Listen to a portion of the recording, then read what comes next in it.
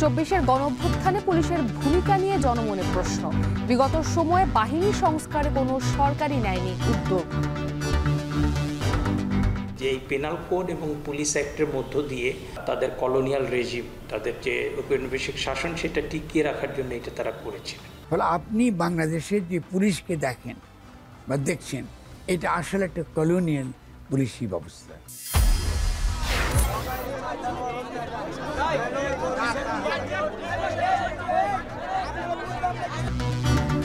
মধ্যরাতে নিটোরে ছুটে গেলেন ৪ উপদেষ্টা। সুচিকিৎসা ও পুনর্বাসনের আশ্বাসে হাসপাতালে ফিরলেন আহত ছাত্র জনতা। কাঁচামালের দাম বাড়ায় সৈয়দপুর থেকে পোশাক রপ্তানি কম। প্রতিযোগিতায় ভারতের বাজার হাতছাড়া হওয়ার শঙ্কায় ব্যবসায়ীরা। এবং শান্তিপূর্ণ ক্ষমতা হস্তান্তরে একমত বাইডেন ট্রাম্প। নির্বাচনের পর প্রথমবার হোয়াইট হাউসের সাক্ষাতে দুই নেতার প্রতিশ্রুতি।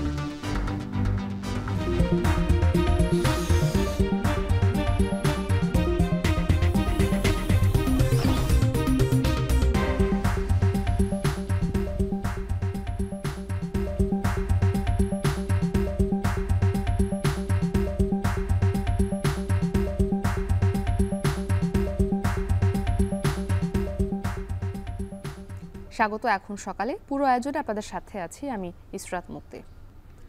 ছাত্র জনতার গণ অভ্যুত্থানে পুলিশের ভূমিকা নিয়ে প্রশ্ন সাধারণ মানুষের মনে। নির্বিচারে গুলি করে ছাত্র জনতা হত্যার অভিযোগে অনেকেই এখন হত্যা মামলার আসামি। অথচ এই পুলিশের তো জনগণের বন্ধু হওয়ার কথা ছিল। কিভাবে ক্ষমতাসীনদের পেটোয়া বাহিনী হলো এই পুলিশ, তার আদ্যপান্ত খুঁজেছে এখন টেলিভিশন। রাষ্ট্র পরিচালনায় যেই আসুক না কেন, পুলিশ বরাবরই হাতিয়ার হিসেবে ব্যবহৃত হয়েছে এই দেশে। পুলিশ সংস্কারের উপায় বা কি, আর কি বলছেন বোদ্ধারা? আহমেদ স্বপনের ছবিতে আরো জানাবেন মশিউর অনিক।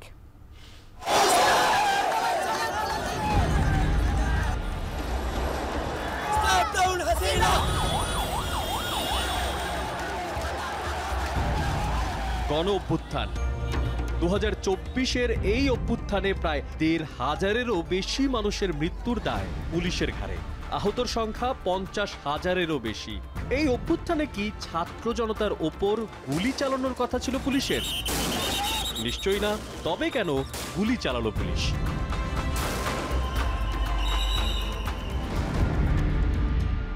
পুলিশ গঠনের চিন্তার শুরুটা ১৮৫৭ সালের সিপাহী বিপ্লব থেকে শুরু করে ১৮৫৯ সালে নীর আন্দোলনকে কেন্দ্র করেই এই চিন্তার পূর্ণতা দেয়। ব্রিটিশদের ক্ষমতা ও ব্যবসা পাকাপোক্ত করতে দরকার ছিল এক পেটোয়া বাহিনীর। দমন করতে হবে আন্দোলন, তাই ১৮৬১ সালে ভারতীয় উপমহাদেশে গঠন করা হয় পুলিশ বাহিনী। সে সময় ব্রিটিশ বিরোধী আন্দোলন দমন করতেই তাদের ব্যবহার করা হতো। ওই সিপাহী বিদ্রোহ দমন করার পরে তারা বুঝতে পারলেন যে ব্রিটিশ ঔপনিবেশিক শাসক, যে আমরা এই উপমহাদেশে যদি টিকে থাকতে হয়, আমাদের কিছু লাঠিয়াল বাহিনী লাগবে, আর আমাদের এমন কিছু আইন লাগবে যেগুলোর মধ্য দিয়ে আমরা টিকে থাকতে পারি। অনেক গবেষক বলেছেন যে এই পেনাল কোড এবং পুলিশ অ্যাক্টের মধ্য দিয়ে তারা তাদের কলোনিয়াল রেজিম, তাদের যে ঔপনিবেশিক শাসন, সেটা টিকিয়ে রাখার জন্য এটা তারা করেছিল। তখন ওই একটা এবং পুলিশকে অর্গানাইজ করা হয়েছিল এইভাবেই যে ব্রিটিশ রাজ ওদের স্বার্থ যাতে এই অঞ্চলে রক্ষা করা যায়। কিভাবে ব্রিটিশ সাম্রাজ্য পাকাপোক্ত করতে তাদের ব্যবহার করা হতো? সংবিধানের দোহাই দিয়ে পুরনো কলোনিয়াল ব্যবস্থাটা তারা কন্টিনিউ করে। ঠিক আছে, সেই কন্টিনিউটি, সে ধারাবাহিকতার সবচেয়ে গুরুত্বপূর্ণ এলাকা হচ্ছে পুলিশি ব্যবস্থা। ফলে আপনি বাংলাদেশের যে পুলিশকে দেখেন বা দেখছেন, এটা আসলে একটা কলোনিয়াল পুলিশি ব্যবস্থা। গণতান্ত্রিক দেশ হয়েছে, আমরা স্বাধীন হয়েছি, আমরা ইন্ডিয়া হয়েছি, পরে পাকিস্তান হয়েছি, বাংলাদেশ হয়েছি। আমাদের আইনগুলি কিন্তু মূলত ওটা রয়ে গেছে এবং আমাদের ঝামেলাটা ওখানেই। ১৮৬১ থেকে ২০২৪ এই দীর্ঘ ১৬৩ বছরে যখনই কেউ এই অঞ্চলে ক্ষমতায় এসেছে, সবাই নিজেদের পেটোয়া বাহিনী হিসেবে ব্যবহার করেছে পুলিশ বাহিনীকে। বিভিন্ন সময় ক্ষমতাসীনদের ঢাল হিসেবেও ব্যবহৃত হওয়ার জন্য পুলিশের মধ্যে পরিবর্তন এসেছে বারবার। সংস্কারের নামে বদলেছে পোশাক, কখনো পদবি অথবা পরিচয়, কিন্তু ব্রিটিশ সেই পেটোয়া বাহিনীর আইন হয়নি কখনোই সংস্কার। সেই সময়কার আইন মেনেই চলছে আজকের বাংলাদেশ পুলিশ। বাংলাদেশ পুলিশের সাবেক প্রধান জানালেন দায়িত্বে থাকা অবস্থায় তার নিজস্ব অভিজ্ঞতার কথা। যে পুলিশে যখন যে ছেলেটা জয়েন করে একটা ওই দাগটা নিয়েই কিন্তু জয়েন করে, স্টিগমাটা নিয়েই জয়েন করে যে আমি খারাপ একটা ডিপার্টমেন্টে আসছি। যদি রাজনীতিবিদরা যারা রাষ্ট্র ক্ষমতায় থাকবেন, দেশ যারা চালাবেন, তারাই যদি মনে করে পুলিশ জনগণের বন্ধু হবে, জনগণের সাথে সম্পৃক্ততা থাকবে, দুষ্টির দমন শিষ্টের পালনে কাজ করতে পারবে, তাইলেই সম্ভব। আওয়ামী লীগ, বিএনপি, জাপা কেউ উদ্যোগ নেয়নি পুলিশ আইন সংস্কারে। 2007 সালে একবার তত্ত্বাবধায়কের হাত ধরে এই আইন সংস্কারের উদ্যোগ নেওয়া হলেও খসড়া জমা দেওয়ার পরেও বাস্তবায়ন হয়নি তা। কি ছিল সেই খসড়ায়? খসড়া আইনটা খুবই নিকৃষ্ট মানের আইন। হ্যাঁ, ওই আইনটা আসলে মানে ওইখানে পুলিশকে ম্যাজিস্ট্রেসি ক্ষমতা দিতে বলছে, ওইখানে পুলিশকে পার্ট টাইম কাজ করার কথা বলছে। ওখানে পুলিশ কমপ্লেন্ট কাউন্সিল একটা ছিল, মানে পুলিশের মধ্যে পুলিশি আইন প্রয়োগ করতে গেলে পুলিশ যদি কোনো ভুল করে, ক্ষমতার অপব্যবহার করে, তাকে আইনি প্রক্রিয়া আনার জন্য ওই কমিশন একই সাথে প্রস্তাব করেছিল। আধুনিক দেশ হিসেবে প্রতিষ্ঠিত দেশগুলো ঢেলে সাজায় তাদের আইন, প্রতিনিয়ত আধুনিক করা হয় আইনের কাঠামো, অথচ বাংলাদেশে পুলিশ এখনো থেকে গেছে সেই ব্রিটিশ চিন্তাধারায়। বিশ্বের সবচেয়ে ভালো পুলিশিং সিস্টেম আছে জাপানে। সে 1954 সালেই তারা ন্যাশনাল পুলিশিং সিস্টেম করেছে, ন্যাশনাল পুলিশিং কমিশন করেছে, মন্ত্রণালয়ের অধীনে নেই। বিভিন্ন শ্রেণী পেশার মানুষের মাধ্যমে 5 সদস্যের একটি ন্যাশনাল পুলিশ কমিশন রয়েছে, তারাই পুলিশকে পরিচালনা করেন। 5 আগস্ট বা 36 জুলাইয়ের গণঅভ্যুত্থানের পর দায়িত্ব নেয় ডক্টর ইউনূসের নেতৃত্বে অন্তর্বর্তীকালীন সরকার। এরপর বিভিন্ন দাবির মুখে আবারও পুলিশ আইন সংস্কারের জন্য কমিটিও গঠন করা হয়। কিন্তু প্রশ্ন ছিল, আসলেই কি অন্তর্বর্তীকালীন সরকার সংস্কার করতে পারবে এই ব্রিটিশকালীন আইন? আমি খুব পরিষ্কার বলবো, তারা পারবেন না। আমি আপনাকে এর আগে যে ব্যাখ্যা করেছি তার সঙ্গে জড়িত। কারণটা হচ্ছে আপনি যে কলোনিয়াল রাষ্ট্রের ধারণা নিয়ে আপনি এখন চলছেন, এবং কলোনিয়াল রাষ্ট্রের স্ট্রাকচারকে আপনি রিফর্ম করবেন, রিফর্ম করা যাবে না। আপনাকে যে জন্য আমি বারবার করছি, বাংলাদেশকে নতুনভাবে গঠন করতে হবে, নতুন গঠনতন্ত্রের কথা আমি বলছি। সংস্কার আমি বিশ্বাস করি না। সংস্কার মানে হলো কলোনিয়াল স্ট্রাকচারকে আবার টিকিয়ে রাখা।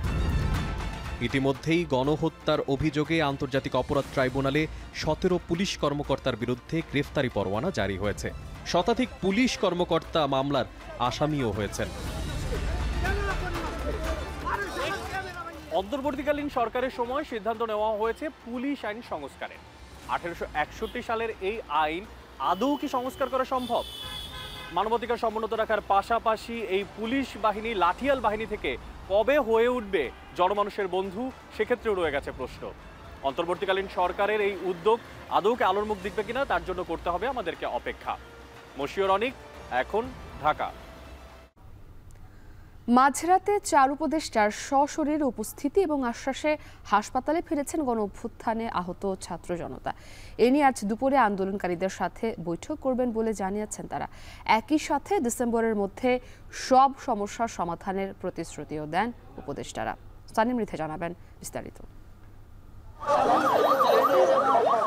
দিনভর সুচিকিৎসা ও পুনর্বাসনের দাবিতে জাতীয় অর্থোপেডিক হাসপাতাল ও পুনর্বাসন প্রতিষ্ঠান নিটোরের সামনের সড়কে অবস্থান নেয় জুলাই আগস্ট গণ অভ্যুত্থানে আহতরা, যারা বিভিন্ন হাসপাতালে চিকিৎসাধীন ছাত্র জনতা, যার মধ্যে কারো এক পা নেই, কেউ হুইল চেয়ারে, আবার কেউ চোখে ব্যান্ডেজ নিয়ে অংশ নেয় এই আন্দোলনে। এ সময় স্বাস্থ্য উপদেষ্টার পদত্যাগ সহ বিভিন্ন স্লোগানও দেন আহতরা। একই সাথে সেখানে 4 উপদেষ্টার সাথে সাক্ষাতের দাবি জানান তারা। তবে সেই দাবি অনুযায়ী কোনো উপদেষ্টা না আসলে রাত 12টার পরও সড়কে অবস্থান অব্যাহত রাখেন তারা। এক পর্যায়ে রাত 2টার পর আহত ব্যক্তিদের দাবি শুনতে পঙ্গু হাসপাতালের সামনে ছুটে যান আইন উপদেষ্টা ডক্টর আসিফ নজরুল, মৎস্য ও প্রাণী সম্পদ ফরিদা আক্তার, স্থানীয় সরকার উপদেষ্টা আসিফ মাহমুদ, উপদেষ্টা মাহফুজ আলম এবং প্রতিমন্ত্রী পদমর্যাদার একজন সহকারী। এ সময় এই পরিস্থিতির জন্য দুঃখ প্রকাশ করেন উপদেষ্টা ডক্টর আসিফ নজরুল। আমাদের ব্যর্থতা আছে, ভুল আছে, আপনাদের প্রতি আমাদের অনেক অনেক অনেক বেশি দায়িত্বশীল হওয়া উচিত ছিল। আমরা চেষ্টা করেছি, চেষ্টার মধ্যে ঘাটতি ছিল না, কিন্তু আমরা কাজটা করতে পারি নাই। আজকে থেকে 1.5 মাস আগে আজকে এই যে এমদাদ আছে, আরও কয়েকজন ছিল, প্রধান উপদেষ্টার ওখানে তারা যখন রাত্রে এসেছিল, আমি খবর পেয়ে সাথে সাথে ছুটে গেছি।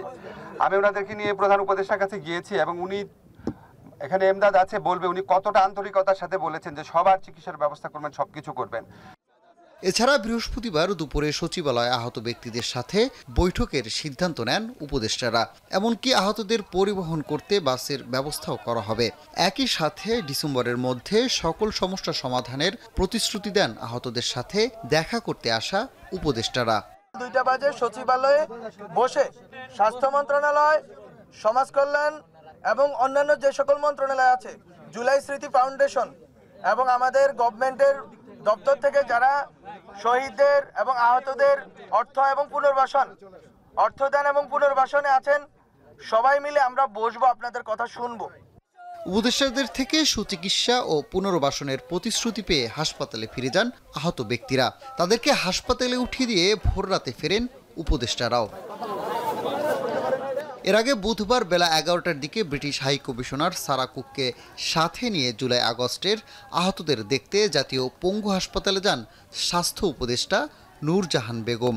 পরে আহতদের তোপের মুখে কর্তৃপক্ষের সহায়তায় দ্রুত হাসপাতাল ছেড়ে যান তিনি।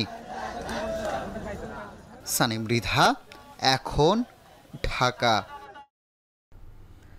দেশে ডায়াবেটিক্স রোগীর অর্ধেকই জানেন না আক্রান্তের খবর, আবার যারা জানেন তাদের মাত্র অর্ধেক আসেন চিকিৎসার আওতায়। দেশে ডায়াবেটিসে আক্রান্তের সংখ্যা 3 কোটি হলেও সরকারিভাবে ও বাংলাদেশ ডায়াবেটিস সমিতিতে নিবন্ধিত মাত্র 70 থেকে 80 লাখ রোগী। রোগীদের শনাক্ত করে চিকিৎসার আওতায় আনতে জনবল বাড়ানোর পাশাপাশি মফস্বলেও নজর দেওয়ার তাগিদ দিয়েছেন চিকিৎসকরা। মুক্তার হোসেন ফয়সালের ছবিতে আরও জানাবেন বাজিদ সাদ।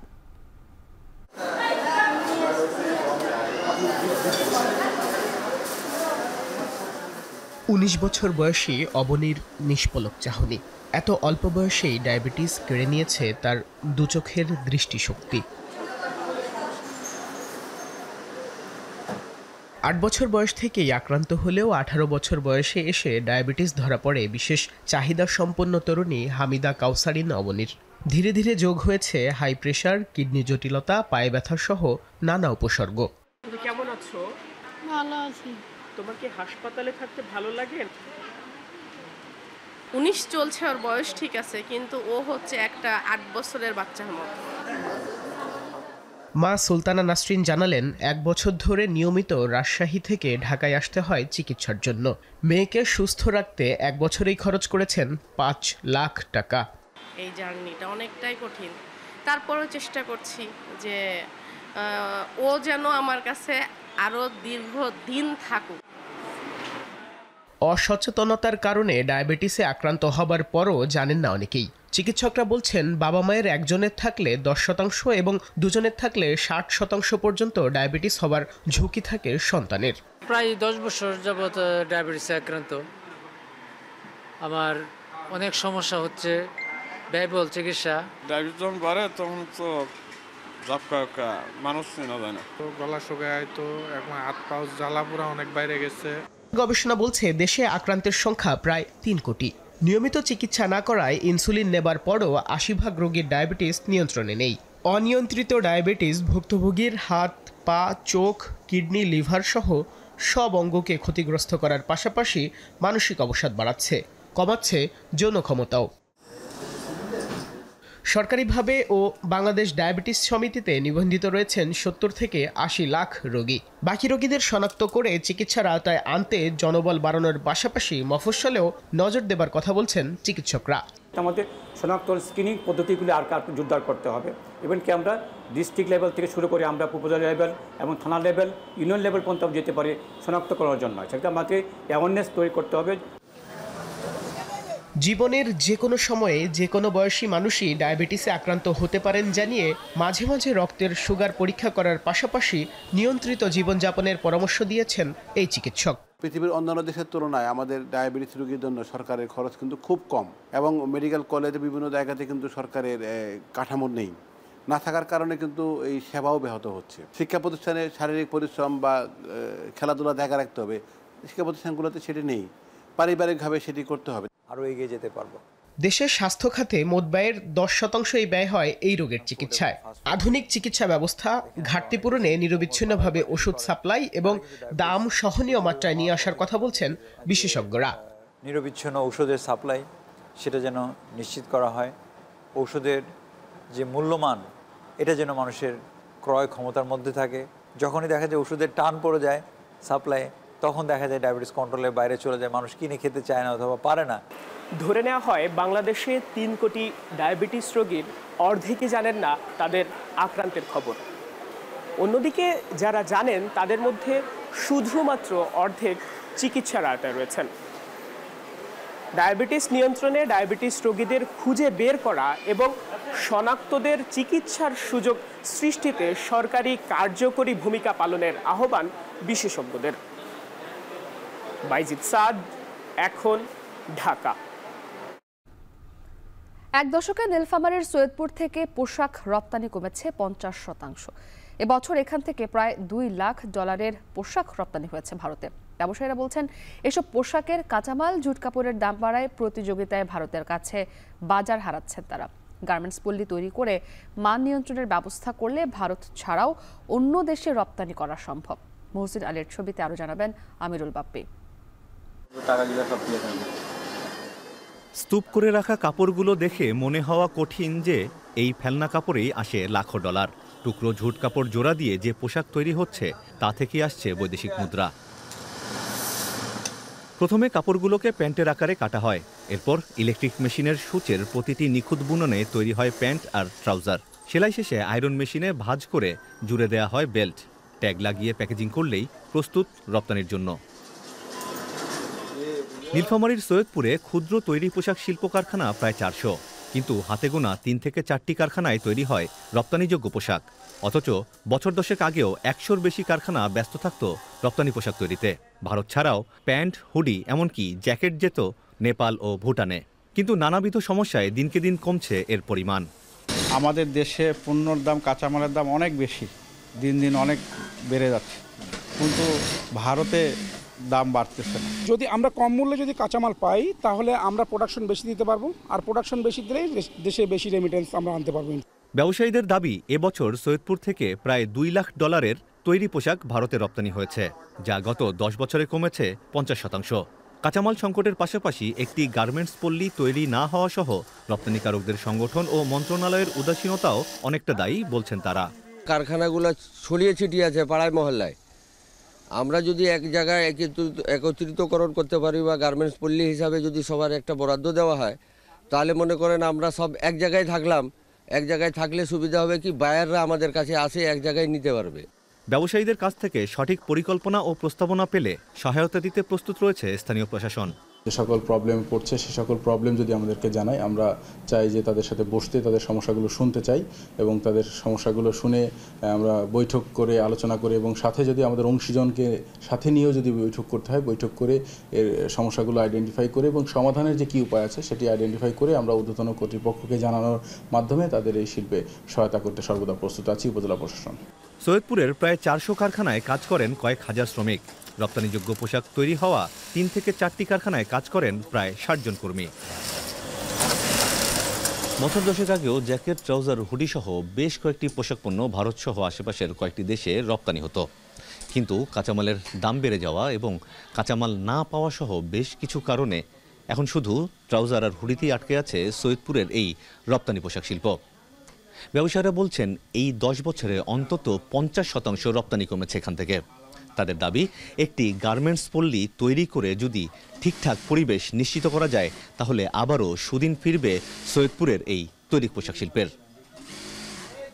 আমিরুল বাপ্পি, এখন, সৈয়দপুর। শুধু নামের মিল থাকায় আসামি না হয়েও কারাভোগ। এরপর জামিনে মুক্ত হলেও এক যুগেও খালাস পাননি শরীয়তপুর জাজিরার দিনমজুর স্বপন খান। মামলার খরচ চালাতে নিঃস্ব পুরো পরিবার। অভিযোগ, পুলিশের গাফিলতিতেই এই ভোগান্তি। কাজী মনিরুজ্জামানের প্রতিবেদনে বিস্তারিত। সুমন, আর এটা হচ্ছে আমার আব্বু। শরীয়তপুরের জাজিরার মতিসাগর গ্রামের স্বপন খান অস্ত্র মামলার ভুল তদন্তে আসামি হয়ে করেছেন কারাভোগ। হতে হয়েছে এলাকা ছাড়া। প্রকৃত আসামি না হয়েও দীর্ঘ 1 যুগের বেশি সময় ধরে মামলার ঘানি টানছে তার পরিবার। জানা যায় 2012 সালে গুলশান থানার একটি অস্ত্র মামলায় গ্রেপ্তার করা হয় দিনমজুর স্বপন খানকে। 26 দিন কারাভোগের পর জামিন পায়। অনুসন্ধানে প্রমাণ মেলে এই মামলায় প্রকৃত আসামি তিনি নন। আসামি একই উপজেলার হামগাঁও গ্রামের স্বপন খান ওরফে সুমন খান। তবুও মামলা থেকে রেহাই মেলেনি। আদালতে হাজিরা দিতে গিয়ে নিঃস্ব হতদরিদ্র পরিবারটি। ভুক্তভোগী পরিবারের অভিযোগ, নামের মিল থাকায় যাচাই বাছাই ছাড়াই গ্রেপ্তার করা হয় তাকে। সে দিনমজুরি কাজ করতো, দিনমজুরি সংসার চালাইতো। এভাবেই আমরা সুন্দরভাবে চলছি। কোনোদিন ওরে দেখি নাই, যে আপাতত চলতে দেখি নাই, কালো কাজালারি করতে দেখি নাই, জর্গা করতে দেখি নাই। প্রকৃত আসামি হচ্ছে স্বপন, আর বাবার নাম হচ্ছে নুরখা, যার বাড়ি হচ্ছে 26 পাড়া হামগাঁও গ্রাম। পুলিশের সম্পূর্ণ ভুলের জন্য হলো আমার আব্বু আজকে এই মামলার আসামি। সরকারের কাছে সুষ্ঠু তদন্ত চাই, বিচার চাই। আমার ছেলের যদি প্রকৃত আসামি হয় তার বিচার হোক, আর প্রকৃত আসামি না হয় তা আমার ছেলের যেন অব্যাহতি দেওয়া হয়। প্রকৃত আসামির খোঁজে তার এলাকায় গিয়ে জানা যায় স্বপনের নানা অপরাধের কথা। কয়েকটি মামলায় বর্তমানে কারাগারে জেল খাটছেন।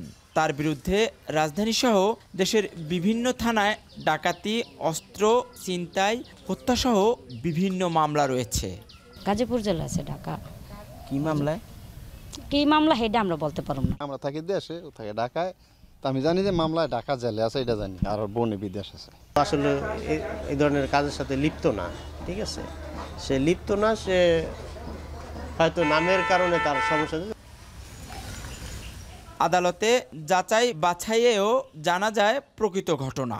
এরপরেও মামলা থেকে খালাস না দিয়ে জামিন দেয় আদালত। আইনজীবী বলছেন, পুলিশের গাফিলতিতে এমনটা হয়েছে। এই মামলার যিনি তদন্তকারী কর্মকর্তা, উনি যদি একটু দায়িত্বশীল হতেন তাহলে অবশ্যই এই বিষয়টা উনি উদ্ঘাটন করতে পারতেন। তদন্ত কর্মকর্তাদের আরও দায়িত্বশীল হওয়া উচিত, যাতে কোনো নিরাপরাধ ব্যক্তি যেন এই ধরনের কোনো মামলায় হয়রানির শিকার না হন। তবে এই মামলার বিষয়ে জাজিরা থানার পুলিশ কর্মকর্তারা ক্যামেরার সামনে কথা বলতে রাজি হননি। কাজী মনিরুজ্জামান, এখন শরীয়তপুর। নওগাঁয় বাজারে উঠতে শুরু করেছে নতুন আমন ধান। ভালো দাম পাওয়ায় খুশি কৃষকরা। জেলার মহাদেবপুর উপজেলার চকগৌরী হাটে মন প্রতি বিক্রি হচ্ছে 1150 থেকে 1260 টাকায়। তবে স্থিতিশীল রয়েছে বড় মৌসুমের ধানের দাম। এই বিষয়ে আরও জানাতে সেখান থেকে আমাদের সঙ্গে যুক্ত হয়েছেন সহকর্মী আব্বাস আলী। আব্বাস, একটু জানতে চাই যে রোপা আমন ধান তো বাজারে আসছে, চালের বাজারের প্রভাব কেমন দেখছেন, এবং নওগাঁয় বড় মৌসুমের ধানের দাম এখন কেমন?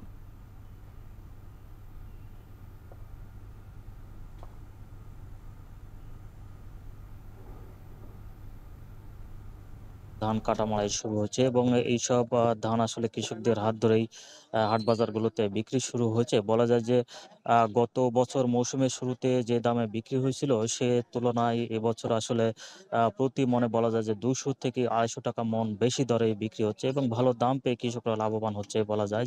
আমি এখন অবস্থান করছি নওগাঁ জেলার মহাদেবপুর উপজেলা চকগৌরী হাটে। এই হাটটি ভোরের আলো ফোটার পর থেকেই শুরু হয়। এখানে দেখেছি যে নতুন আমন জাতের যেসব ধান এই হাটে এসেছে সেসবের মধ্যে স্বর্ণা ধান, স্বর্ণা 5 জাতের ধান বিক্রি হচ্ছে 1150 থেকে 1250 টাকা মন দরে। ব্রি 17 ধান বিক্রি হচ্ছে 1200 থেকে 1250 টাকা এবং 49 জাতের ধান বিক্রি হচ্ছে 1240 থেকে 1260 টাকা পর্যন্ত। কৃষকরা বলছেন যে এবছর আসলে তাদের বড় এই আমন ধানের আবাদ করতে খরচ কিছুটা কম পড়ছে। বলা যায় যে 8 থেকে 9,000 টাকা এবং ফলন তারা পাচ্ছেন প্রতি বিঘাতে 16 থেকে 20 মন হারে। খরচ কম হওয়ার কারণে তারা ফলন মোটামুটি ভালো পেয়ে লাভবান হচ্ছেন এবং দাম তারা ভালো পেয়ে লাভবান হচ্ছেন বলে জানিয়েছেন। আর বড় মৌসুমে পুরনো ধানের কথা যদি বলে যে দাম স্থিতিশীল হয়েছে এবং এইসব পুরনো ধান বিক্রি হচ্ছে জিরা শাইল 1550 থেকে 1600 টাকা মন,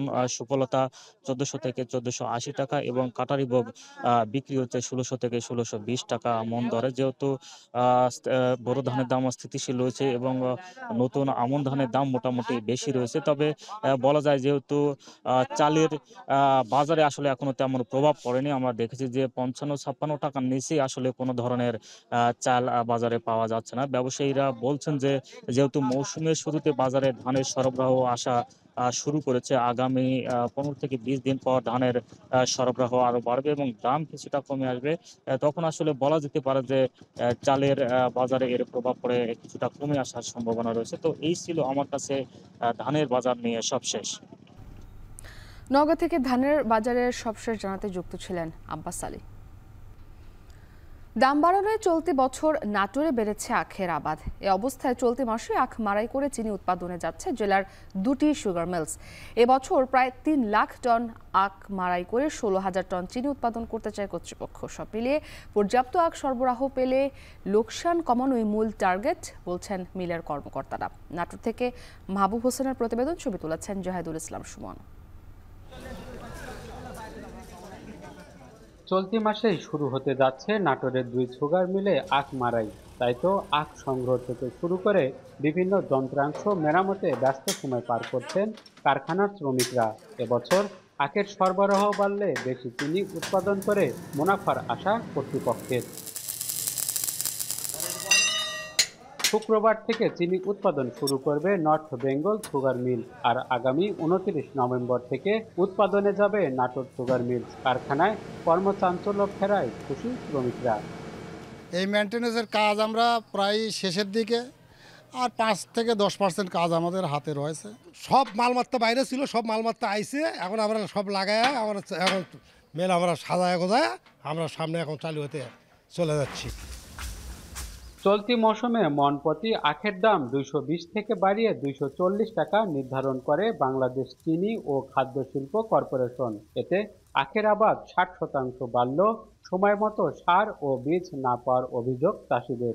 এ অবস্থায় আখের দাম 300 টাকা করার দাবি তাদের।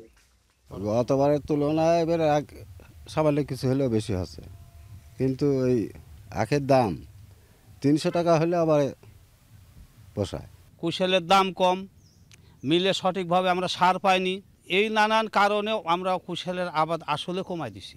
এই টাকা দিয়ে কৃষকের কোনো মতেই লাভের দিকে আসতে পারছে না।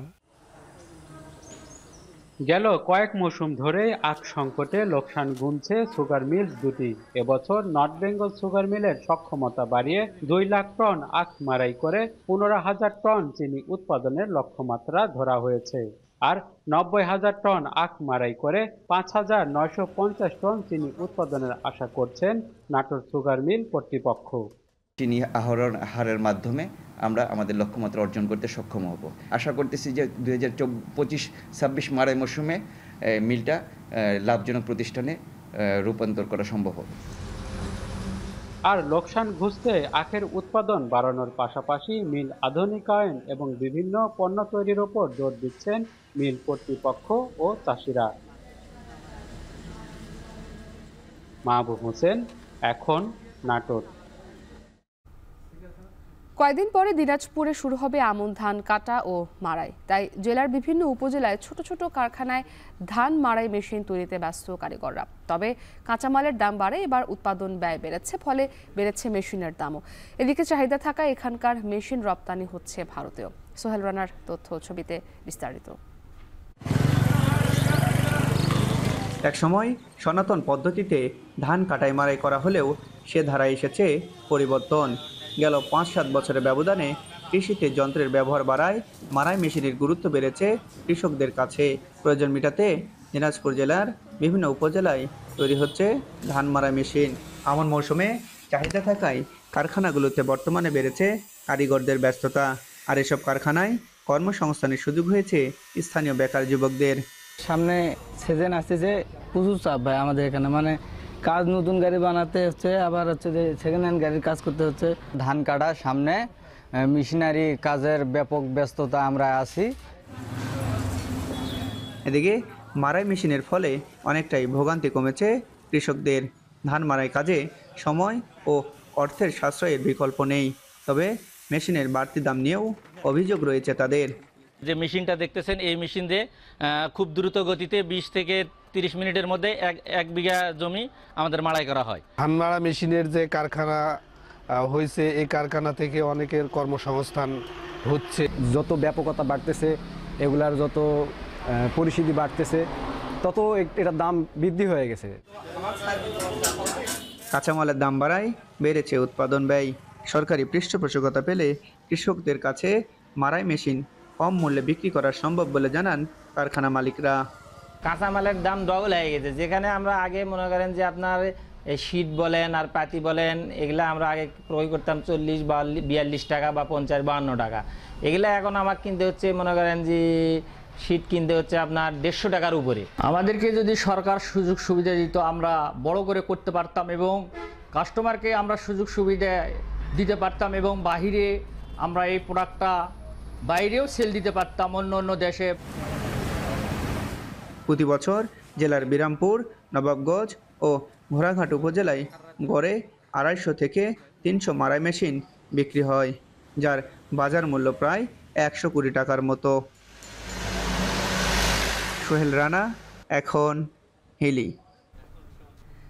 সনাতন ধর্মাবলম্বী মণিপুরীদের বৃহত্তম ধর্মীয় উৎসব মহারাসলীলা অনুষ্ঠিত হবে আগামী 15 নভেম্বর।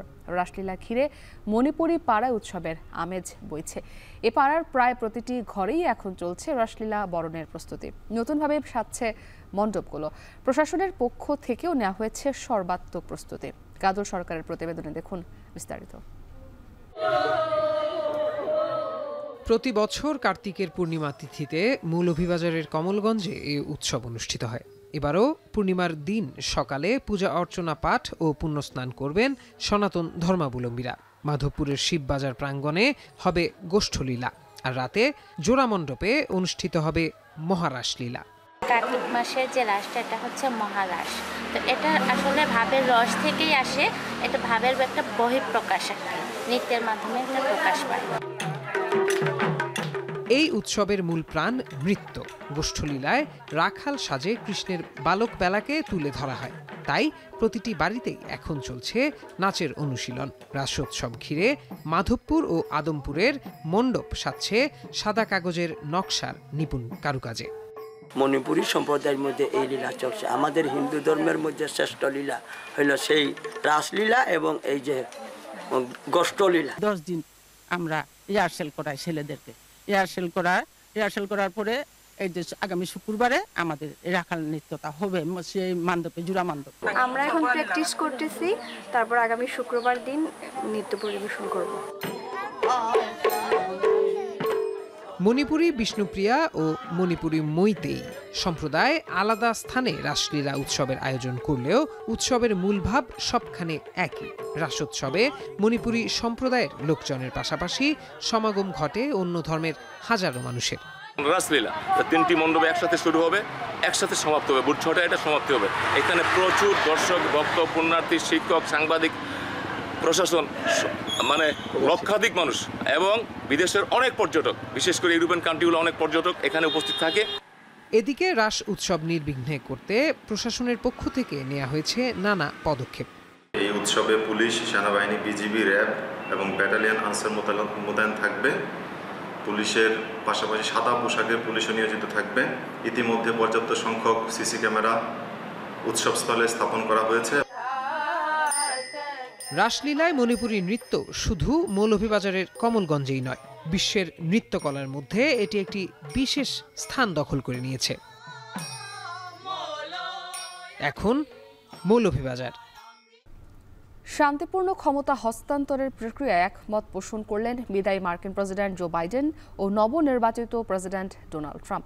নির্বাচনে জয়লাভের পর প্রথমবার হোয়াইট হাউসের সাক্ষাতের সময় এই প্রতিশ্রুতি দেন দুই নেতা। তহিদুর রহমান জানাবেন বিস্তারিত।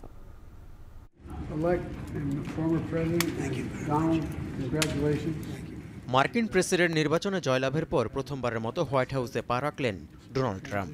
এই সময় দ্বিতীয়বারের মতো প্রেসিডেন্ট নির্বাচিত হওয়ায় অভিনন্দন ও স্বাগত জানান বিদায়ী প্রেসিডেন্ট জো বাইডেন। ধন্যবাদ জানিয়েছেন ট্রাম্পও।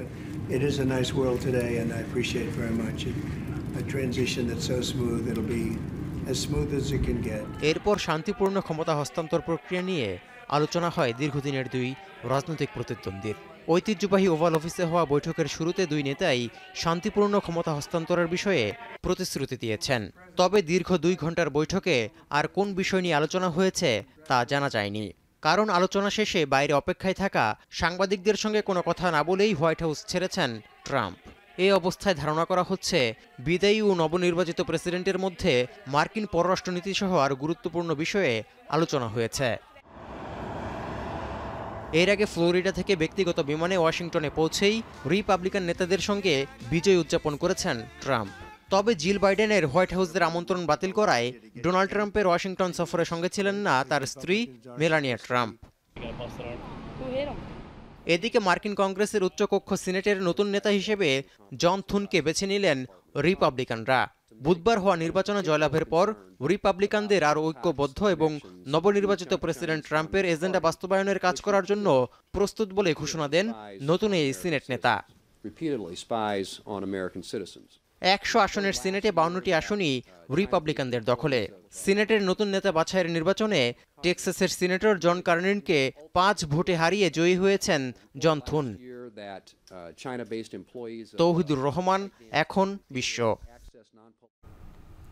ট্রাম্প প্রশাসনের নতুন দপ্তর ডিপার্টমেন্ট অফ গভর্নমেন্ট এফিসিয়েন্সিতে ইলন মাস্ককে দায়িত্ব দেওয়ার পর বিভিন্ন দপ্তরের লক্ষাধিক চাকরিজীবী তাদের চাকরি হারানোর ঝুঁকিতে রয়েছেন।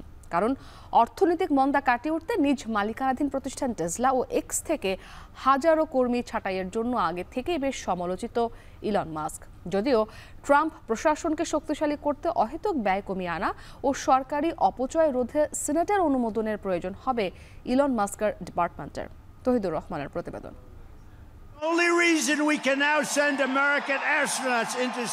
হোয়াইট হাউসে ঐতিহাসিক প্রত্যাবর্তন নিশ্চিতে এবারের মার্কিন প্রেসিডেন্ট নির্বাচনে ডোনাল্ড ট্রাম্পকে নিজের সর্বোচ্চ উজাড় করে দিয়ে সমর্থন করেছেন টেসলা ও স্পেসএক্সের কর্ণধার ইলন মাস্ক। ট্রাম্পের প্রচারণায় ব্যয় করেছেন প্রায় $20 কোটি। এর মধ্যে নির্বাচনের আগের দিন পর্যন্ত দোদুল্যমান 7টি অঙ্গরাজ্যে প্রতিদিন লটারির মাধ্যমে একজন ভোটারকে $10 লাখ পুরস্কার দিয়ে বেশ সমালোচিত হয়েছেন বিশ্বের শীর্ষ এই ধনী ব্যক্তি। কারিগরি অর্থ ঢালা ছাড়াও নিজের মালিকানাধীন সামাজিক যোগাযোগ মাধ্যম এক্সকেও প্রচারণার শক্তিশালী মাধ্যম হিসেবে ব্যবহার করেছেন ইলন মাস্ক। ট্রাম্পের মতো ধনী ব্যবসায়ীকে যুক্তরাষ্ট্রের 47তম প্রেসিডেন্ট নির্বাচিত করতে যে পরিমাণ অর্থ খরচ করেছেন তার চেয়েও কয়েক গুণ বেড়েছে তার অর্থ সম্পদ। ফুলে ফেপে উঠছে ব্যবসা বাণিজ্য। ব্লুমবার্গের তথ্য বলছে ট্রাম্পের জয়ের দিন থেকে এখন পর্যন্ত মাস্কের সম্পদ বেড়েছে $5,500 কোটি বেশি। এরই মধ্যে নির্বাচনী অঙ্গীকার রক্ষায় ডিপার্টমেন্ট অব গভর্নমেন্ট এফিসিয়েন্সি নামে নতুন একটি দপ্তর খুলে ইলন মাস্ককে দায়িত্ব দিয়েছেন নবনির্বাচিত মার্কিন প্রেসিডেন্ট ডোনাল্ড ট্রাম্প। এই বিভাগটি সামলাতে ইলন মাস্কের সাথে থাকছেন ভারতীয় বংশোদ্ভূত বিবেক রামাস্বামী। তিনিও একজন বিনিয়োগকারী ও প্রযুক্তি খাতের উদ্যোক্তা হিসেবে পরিচিত। ট্রাম্প প্রশাসনে ইলন মাস্কের কাজের পরিধি কতটা বিস্তৃত হবে সেই প্রশ্নই এখন ঘুরপাক খাচ্ছে। এছাড়া ট্রাম্পের নির্বাচনী প্রতিশ্রুতি অনুযায়ী মার্কিন অর্থনীতি শক্তিশালী করতে কতটা গুরুত্ব রাখবে নতুন এই দপ্তরটি, তাও এখন আলোচনার কেন্দ্রবিন্দুতে।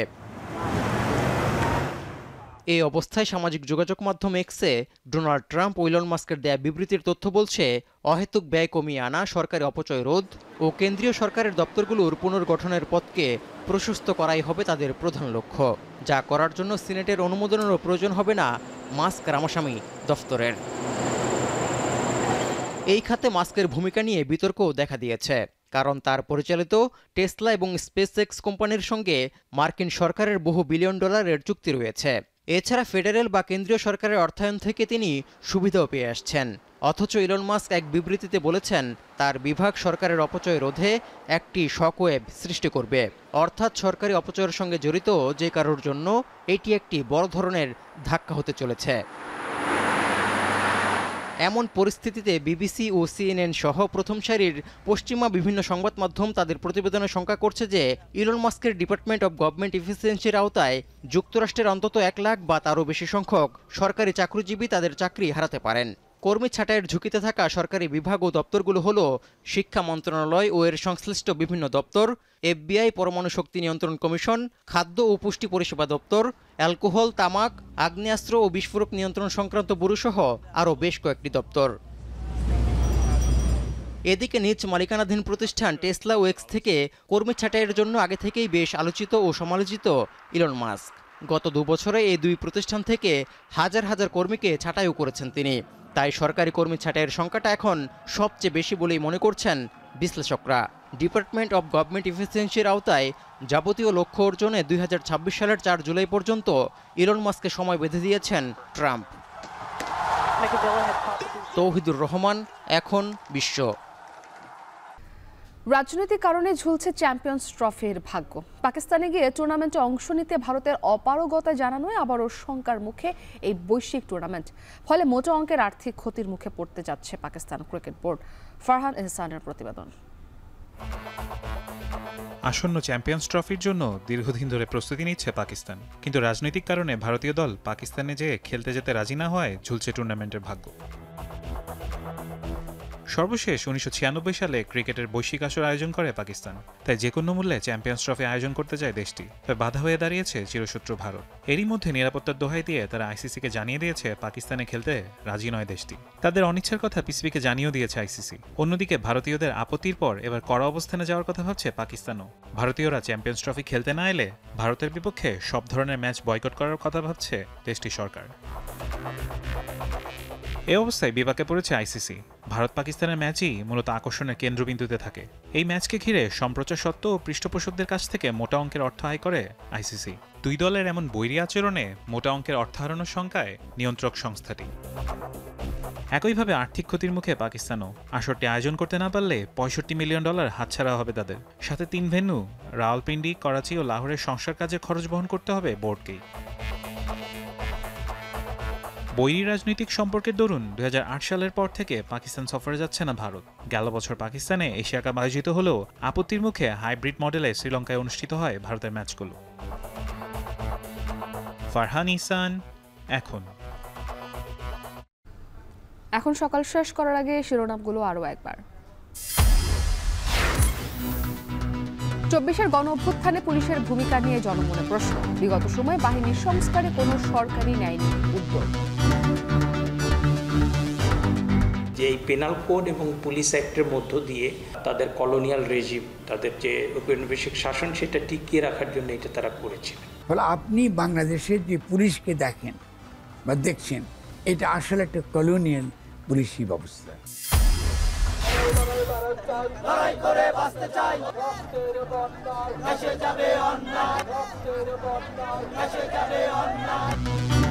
মধ্যরাতে নিটোরে ছুটে গেলেন 4 উপদেষ্টা। সুচিকিৎসা ও পুনর্বাসনের আশ্বাসে হাসপাতালে ফিরলেন আহত ছাত্র জনতা।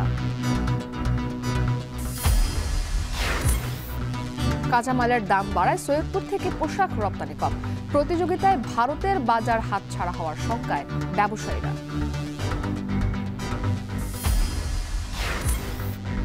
এবং শান্তিপূর্ণ ক্ষমতা হস্তান্তরে একমত বাইডেন ট্রাম্প। নির্বাচনের পর প্রথমবার হোয়াইট হাউসের সাক্ষাতে 2 নেতার প্রতিশ্রুতি।